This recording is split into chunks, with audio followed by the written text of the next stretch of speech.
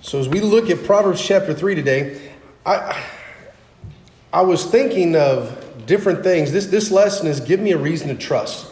And we're going to talk about over several different weeks reasons for doing things. I think we all need a reason.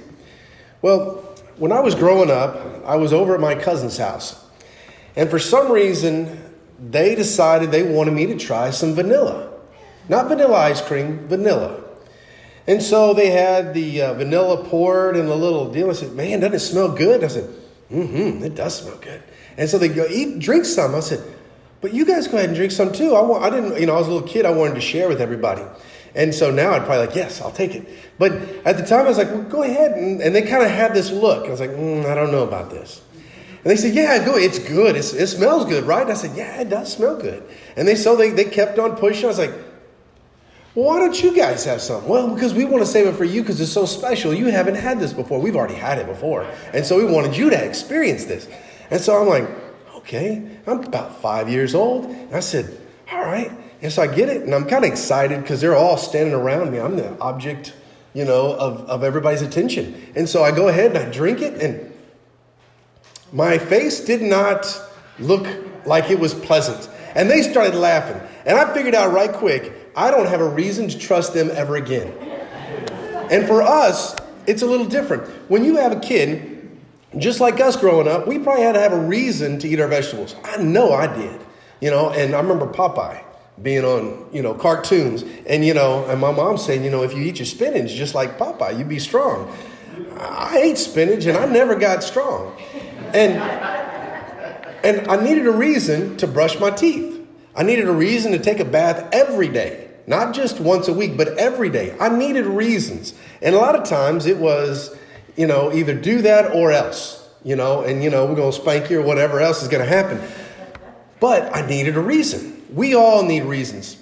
And Job in chapter 13, verse 15, he says, though he slay me, I hope in him. Some translations will say, even though he slay me, I trust in him.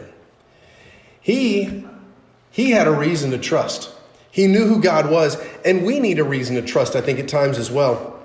And so when your body is broken, when it seems like opportunity is gone, when things just don't go the way we thought, we still need a reason to trust him. And sometimes we just need to be reminded of the trust that we had when we were younger. I look back at when I was a younger boy, when I was a little kid. I remember God can do anything. And I remember believing that. And then as I got older, I needed to be reminded about how I can trust my God, no matter what. And so we know from Mark chapter 12, verse 30, it says that you shall love the Lord your God with all your heart, with all your soul, with all your mind, and all your strength. And so we're going to use that about loving him and trusting him. We're going to combine those together because as it mentions in the top of your outline, you trust the one you love and you love the one you know, and you know the one you spend time with. And so the question is, are we spending time with him? Are we getting to know him?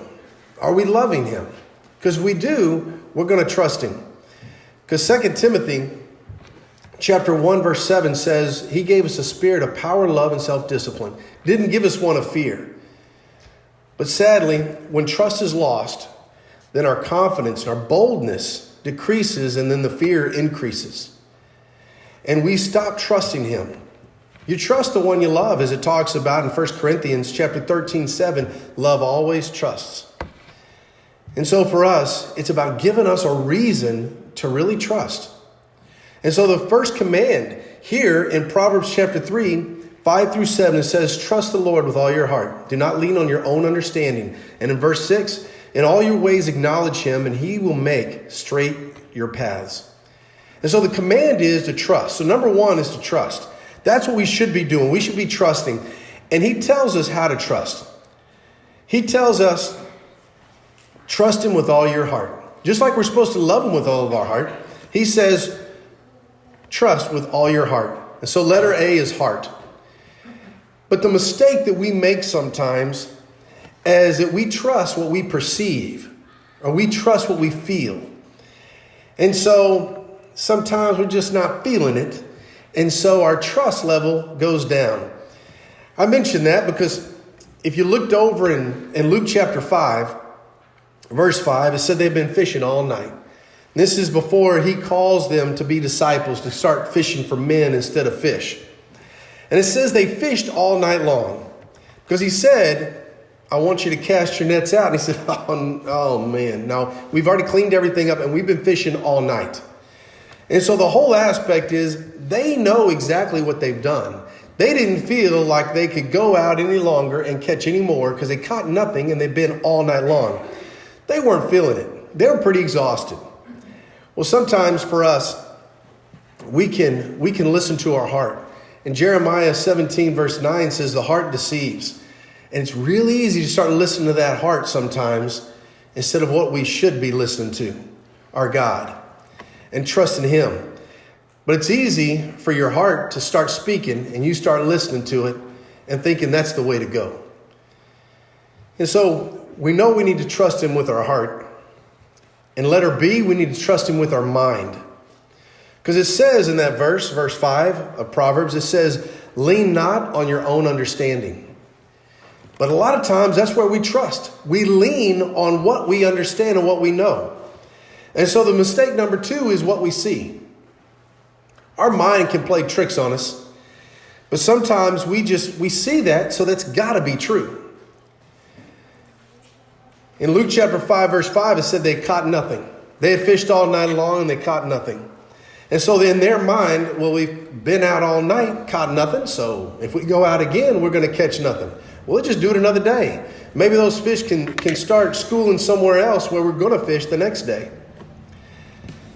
In Isaiah 55, 8 and 9, it says, God's thoughts are not ours, and his thoughts are much higher. They're beyond ours. But for some reason, we kind of think that we can outthink God. And if I can just think it, then that's exactly what ought to be so. And you can look at any type of example, whereas if you ask someone, what do you think about that? Oh, they'll tell you exactly what they think, because then all of a sudden they trust what they think. They trust their education. They trust their background of experience instead of trusting the Lord. When he said, just trust me, don't lean on your own understanding. Trust me with all your heart. Everything that you feel, when you're feeling, you're just not quite certain, trust me anyway. When all hope seems lost, hope anyway. Trust me. Now, he doesn't tell us he's going to give us exactly what we've prayed for. But it does say in 1 John chapter 5 that he listens and he hears and he answers according to his will. The whole key is sometimes we don't know how God's will is going to be answered. But we know his will is for all to be saved, and those that are saved to be more like his son. Reason I mention that is we don't know what's going to happen with Gina, but we trust our God. We didn't know what was going to happen to Diana, and she's sitting there worshiping God today with us. And so, with all the different things that we've got, all the different elements that are going on, it was kind of like that text, that email that was sent out. It ain't over till it's over. And so we keep praying. We trust our God, no matter what. Now, we don't know how he's going to answer, but we trust our God. We trust him in the good and the bad times, because that shows trust. Because we know that in the end, he's going to take us home. We know in John chapter 14, he talks about he's preparing a place for us. That's the ultimate. Not here on this earth, but the ultimate is the hereafter. Sometimes we get caught up in how we feel and what we see. And the next point, letter C, is strength. We need to trust him with our strength. He says, in all your ways, acknowledge him. And in D, we need to trust him with our soul. Because once again, it says, in all your ways, acknowledge him. So it's saying, whether physically or spiritually, acknowledge me in all your ways. And so with our strength, the mistake that we normally make, number 3 for mistake, is what we can do and what we have. That's usually the mistake. That's kind of the American way. We have our mindset that, if I need to do this, then I need to do it on my own. We have this whole bootstrap mentality. People don't really understand that whole concept because most people live in the city. But the whole aspect is, you pull yourself up by your own bootstraps. In other words, you put your own boots on, you make it happen. And so with that, it's what I can do, what I physically can do. When there's a problem, I need to fix it. I don't need to ask anybody else's help either. And I certainly don't need to ask God because I can do this. I got this. And so for us, we also look on the physical. It's what we have. We put our trust in the things that we own, the things that we have, the things that we possess. And that's a mistake because he says, in all your ways, acknowledge him. In Luke chapter 5, verse 5, they said, but at your word, we'll let the nets down. And so they've been working all night long. God, nothing. But they said, but because you said it, we're going to go ahead and do it. Because what we're saying, what our strength was able to do, we couldn't do, but we're going to do it because you said. And so they let down the nets. It goes along with James chapter 4, verse 7. It says, submit to the Lord. Submit to the Lord. And then it says, resist him, the devil, and he'll flee from you. But for us, we need to submit to the Lord. That means we need to submit what we think we can do on our own and submit to him. It's so easy to move past that and think, I got this. But then letter D, where it talked about the soul, the spiritual aspect, in all your ways acknowledge him, in all your ways submit to him. And the mistake number 4 we have there is who we are. It's what we are. And I go with that aspect is that sometimes it's hard to trust God because, I'm looking at all of what's going on around me. I'm more focused on me and I hold back and I don't give everything. I don't give everything to him. I'm holding a little bit. Sometimes you tell someone a little bit of a story. You don't tell them everything because you don't fully trust them. So you just give them a little bit of the story and you're going to see how that works. And then if they don't tell it and they're supportive, maybe you'll tell them a little bit more. And then maybe a little bit more. Eventually you just come clean and tell the whole thing. Well, it seems like that's what we do with God. We just kind of hold back, acting as if he doesn't even know the full story. Sometimes we hold back those things that are most important. The weightier matters it talks about in Matthew 23. Those weightier matters, those eternal matters are the things that we ought to be sharing with our God. We ought to be sharing the depths of our soul. In Luke chapter 5, verse 8, those men did just that. After they caught fish that was about to sink, they had to get others involved. They were overwhelmed with fish. In Luke chapter 5, verse 8, Peter says, depart from me, for I'm a sinful man. He didn't hold back. Sometimes we hold back because of what we are. We know our past. We know all the things, all those hidden secrets, all those closets that have been closed, and we want to go back there and visit those skeletons again. And in 2 Peter 3:9, it says, God's patient, not want anyone to perish. And so we should acknowledge him in all of our ways. As it talks about in one verse I've mentioned multiple times here with us is 1 John chapter 3:19, that God is greater your heart when your heart condemns yourself. Because he knows everything. And oftentimes we want to condemn ourselves because we know what we are. And that's the mistake, that we don't give fully ourselves to him. So it's not just our heart and how we feel. It's not just our mind and what we see. It's not just our strength and what we have and what we can do. But it's our soul. It's who we are. The most important thing about us, he's the one that made it. And it's eternal. It's lasting. And we ought to be able to give that and share it all with him. And so number 2, we see that the consequence, or I would like to say the promise of trusting the Lord with all your heart and not leaning on your own understanding, is that he makes paths straight. He can straighten that path like nobody else can. You think about the times you've tried to do things and it probably hasn't gone well. Every time I try to solve something on my own, it just gets muddier. I just muddy up the water every time. And every time I try to, well, now I think I got it figured out. I don't have it figured out. And every time I say I got this, that means I don't have it at all. I don't understand even a concept of what I'm doing. I'm completely lost. But I know my God isn't.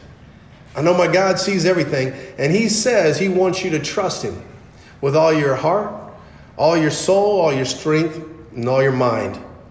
Just like he wants us to love him with all of our heart, soul, mind, and strength. And so the problem is sometimes we can get into the mistake here is it's just called what I would call lip service. We just get into the whole lip service aspect where we are more determined with saying something rather than doing something. We're going to talk about it instead of being about it. And for our God, lip service just isn't going to do. In Luke chapter 5, verse 11, it says, they left everything and they followed. Everything. And then you're going to see later on in Luke chapter 5, he's going to go up to Levi, or we know him as Matthew. And in chapter 5, 27 and 28, he's going to say, come follow me, and he's going to leave everything. Right there, right at work, he's going to leave everything. Just like the sailors, the fishermen, I should say, not the sailors, the fishermen did when they left the whole business. The boatload of fish, they left everything. They weren't given lip service. And sometimes it's easy for us to give lip service. We can do it here among us too, can't we? I can ask the question, raise your hand if you trust in God. And man, I see all the hands go up. And then look at your life last week. Did you trust him by the way you lived? And I can say, hey, do you trust God today? And every hand can go up because we're going to give the church answer. And then later on, next week, middle of the week, maybe Tuesday, maybe Thursday, I come and ask you trust in God today? How are you living? Is it showing that you're trusting God?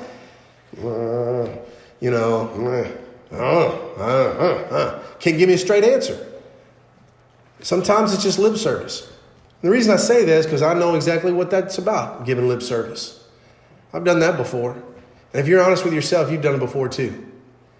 And I'm hoping this week is a little bit different week than it was last. Because it's more than just lip service. He says he wants everything. In Luke chapter 9, verse 23, it says, deny yourself, pick up the cross, follow me. Deny yourself, pick up the cross, follow me. And it talks about doing it on a daily basis.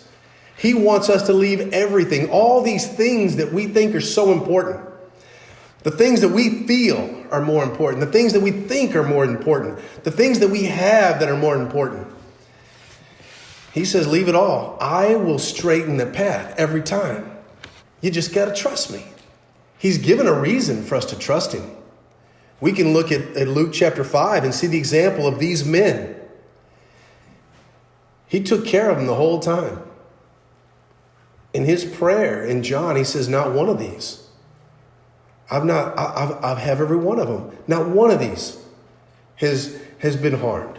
He protected them the whole way, all the way to the end. And then the thing about it for us is sometimes we have a problem trusting because things don't go the way we want them to go, or the way that we feel they should go, or the way we think they should go. And so then we start having a problem trusting God because in our mind, we become God ourselves because, well, if God knows best, then he knows what I'm thinking is best. He knows what I'm feeling is best. He knows that this should happen the way I want it. It's amazing when it doesn't happen the way you want it and how God turns it out for better because it goes right along with what Romans chapter 8, verse 28 says, isn't it? When it talks about all things work together for those who love God. All things work together for good. Those who love and are called according to his purpose. So if you love God, you're called according to his purpose, he's going to work it out. It may not be what you think. It may not be what you feel, but it's going to be the best. And we're not here talking about the here and now. This is all about the hereafter. Because our life is not promised to be fantastic. We've studied about Hebrews, and it talks about Hebrews saying, man, this is difficult. As we're going to read, what we read last week in chapter 10, how difficult it was. It's going to be the same thing as we start reading in next week as we get further on in chapter 11 about how difficult these men by faith and these women by faith had to live. It wasn't an easy life. They didn't get what was promised now, but they're going to get it in the end. That's all about trusting our God, because today may not go the way we want it. I may not have everything that I want, I feel that I need, but I know that I'm going to have it in the end. But I've got to make sure that I'm leaving everything behind. And I can't hold on to some of it. I got to leave it all behind. And so for you, what are you not willing to leave behind? Because that right there would be what has become a God to you. What are you hanging on to that you got to let go? Because there's things in my life that I've had to learn to let go. And those things aren't easy to let go. Those things are called habits, aren't they? Those habits that we hang on to, those things that we just have that take place of God, and we just would prefer those things over Him. But Psalm chapter 20 verse 7 says that some trust in chariots and some in horses. But we trust the name of the Lord our God. You know, some trust in things that they see.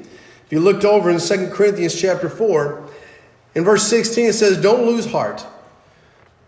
Though our outward self is wasting away, our inward self is being renewed day by day. For this light momentary affliction is preparing us an eternal weight of glory beyond all comparison. So the stuff you're going through, trust Him because it's preparing you right now. He said He's preparing you a place. And one of the things He's doing is He's preparing you for the place that He is preparing you for. He's preparing you right now. And so while things may not go the way you want to, you can still trust Him with all your heart, with all your mind, all your strength, and all your soul. Because He's going to promise, He's made a promise, He's going to make your path straight. And that doesn't mean here and now, that means the hereafter. Your path is going to be straight. He has allowed a way for you to continue to be faithful to Him to where you can reach Him. As it goes on in verse 18, it says, some people, they look at the things that are seen. But these things that are seen, these are temporary. Because the things that are unseen, those things are eternal. And so for us, this world focuses on the chariots and the horses, the things that they can see, taste, touch, smell, all the senses. That's what they focus on. But us as Christians, we need to focus on those things we cannot see, those things that are eternal. And so when things don't seem to go the way we want them to go, we know we have a God that can take care of everything. We know we have a God that all we have to do is trust Him with all of our heart, with all of our mind, with all of our strength, with all of our soul. And He will make our path straight, make a straight path straight for Him. But whatever you are, or wherever you are, and whatever is going on in your life, wherever your desires are, if they're not lined up with Him, then let us know so we can be praying that you can line up with Him. So you can trust Him with everything you've got, even when it seems the darkest. Because it's true. It's always darkest before the dawn.